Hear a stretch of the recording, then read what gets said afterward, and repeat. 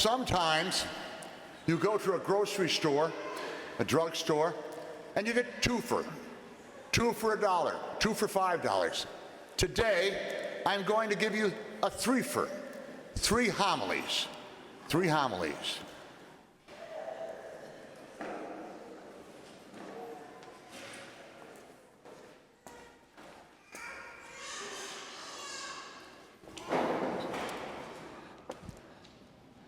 Well, it was Monday morning. I opened the book of the Gospels and saw this one.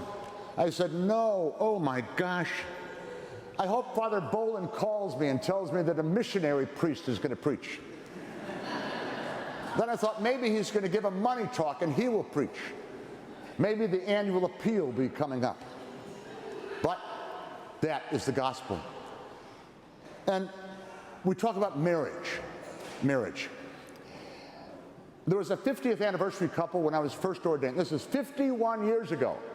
51 years ago, I walked into the parish in July, and then in August 1st or 2nd, a couple asked me to have a 50th anniversary. I asked the priest in the parish what they would do. And they said, well, we have them in church, in the first pew. They bring up the gifts. We speak about them in the homily. We renew their vows, give them communion first, give them a small card, and we have pictures of them. Well, I did that. Sam and Teresa, there they were in the first pews of the church on the west side where I had just been appointed. A wonderful couple. 10 days later, I got a call. Sam died. Sam died. What was my first 50th anniversary became one of my first funerals. And there I talked about Sam and Teresa, 50 years of marriage, 5 decades of love. How difficult it is that we bury him now as he is called from this life.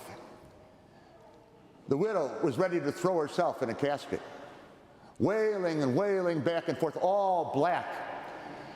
I felt so sorry for her. I went to the cemetery, the same thing. Having so much, almost wanted to throw herself in the grave.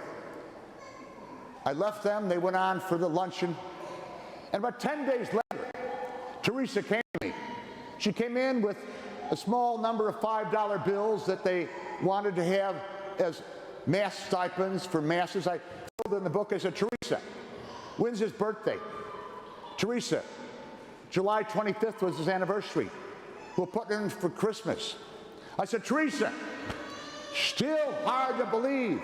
Sam is gone. Just 10 days after your 50th anniversary, 5 decades of marriage. Teresa, a heavy-set Italian woman, put her hand on her knee and she said, Father, he was a bum. Father, he was a bum. Marriage. And I hear this gospel. And in a sense, it's an ideal that all people who get married, go through the sacrament of marriage, say, yes, I do, will live in context forever.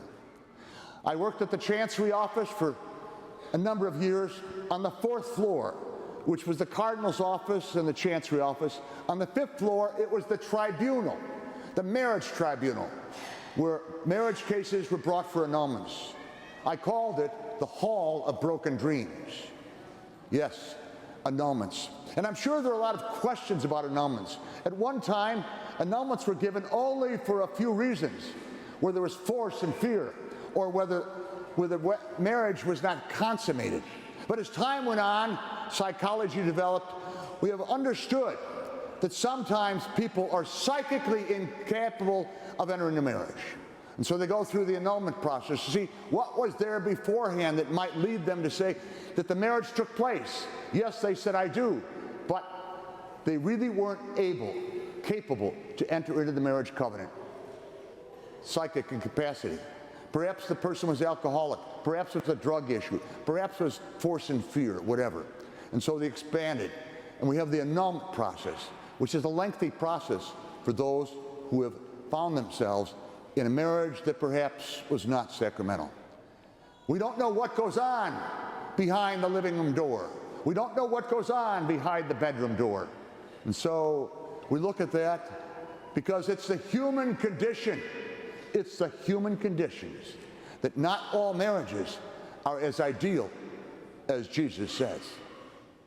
First homily, marriage.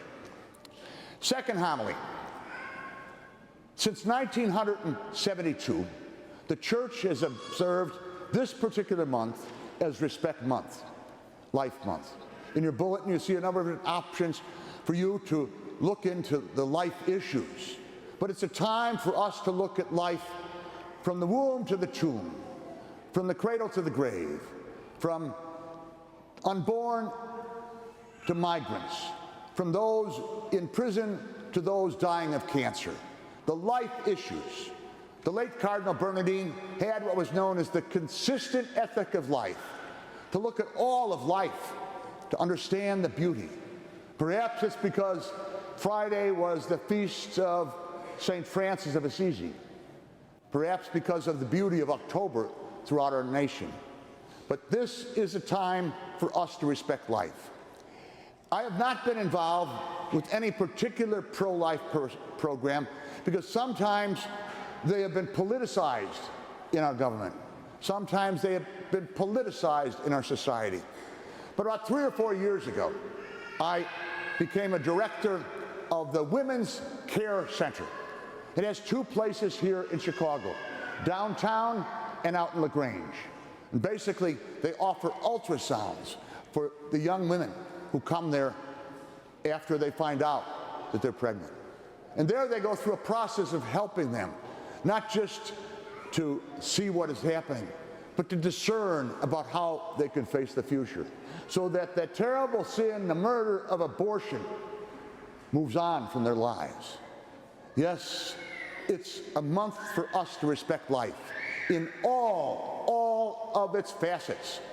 The poor, the disabled, those who are unborn, those who have been marginalized.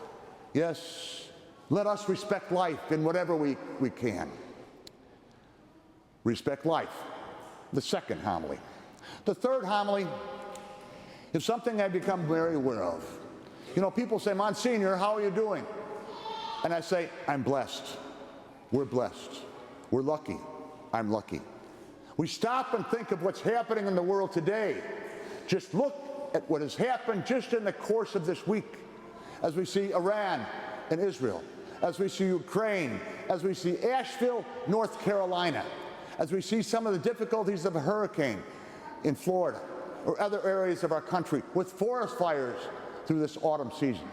And we stop and think about who we are here in Chicago, with the Great Lake, Michigan near us, with our particular city. Many of our problems are man-made, whether they be from guns or from a school board, whether they be from issues of crime and violence. They're not natural disasters. They're all man-made. And I mention that not to talk about those situations for us to see the negative side of life, but I mention those so that we may understand what we should be grateful for. You know, there's 4 ends of the Mass. 4 ends. Adoration, petition, satisfaction for sin, and thanksgiving. Perhaps the greatest of all these is Thanksgiving. Let's anticipate the Feast of Thanksgiving. We've anticipated Halloween for the last 2 months. We anticipate Valentine's Day the day after Christmas. Perhaps we can anticipate Thanksgiving in our own hearts, to give thanks to God and give thanks to those around us and give thanks to be from this wonderful area of Chicago. May we make it better. May the man-made things that we found move to the end. We find peace in our own city. Well, I did not know what to speak about this morning. Marriage, respect life, or Thanksgiving. I ended up speaking about all 3. We call it a threefer.